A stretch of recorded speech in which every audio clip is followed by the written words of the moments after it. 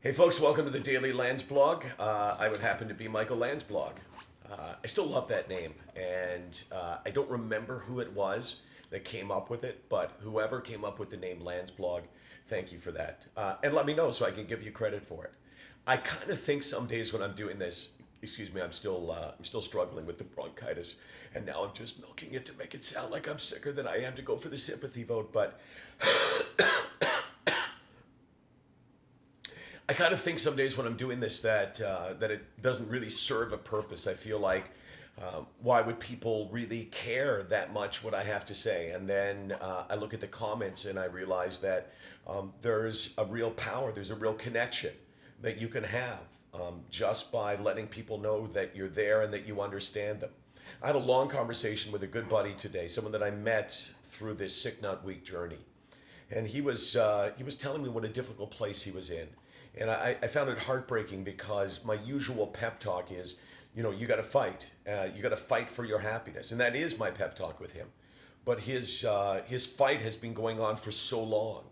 He's had so many attempts and he's had some minor successes where he feels better and then it's taken away. And I realize that by far the most difficult thing in this whole realm is when you feel a little bit of improvement, when you get a sense of, oh my gosh, I'm feeling better. I realize just how sick I was because now I feel like the burden has been lifted, the weight has been lifted, the pain has been taken away, and then you start to fear, will I go back to where I was?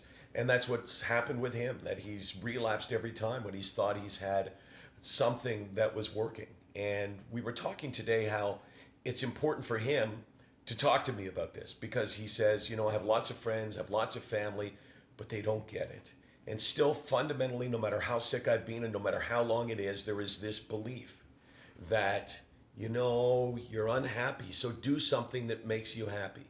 And there is this wall that exists between you, if you're the person that has never experienced it, and me, the person that is struggling. And this wall, this barrier exists because you just can't understand what is going on in my head. You just don't get the concept that something that will make you happy when you're healthy cannot make you happy when you're sick.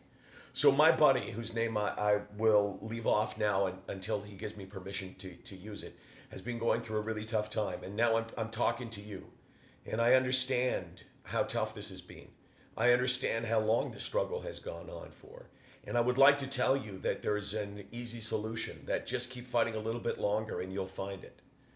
I can't say that because I would have no credibility. When you tell people that, when you minimize what this challenge is, then you lose credibility with people. So it is tough, and there's just no reason to think that tomorrow will be better than today, but maybe a week from today or maybe 2 weeks from today. And almost everybody who continues to fight finds a solution they can live with.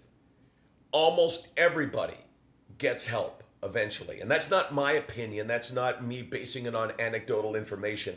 That's what psychiatrists, psychologists have told me. If you keep searching, you will find the way out of this horrible mess. Fight for your happiness. If you don't, who can?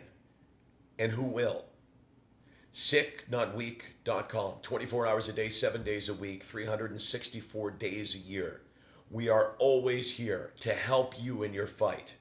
If you've been fighting for ages, you got to keep fighting. And if you've never started the fight, then begin it. Because ultimately, nothing else matters.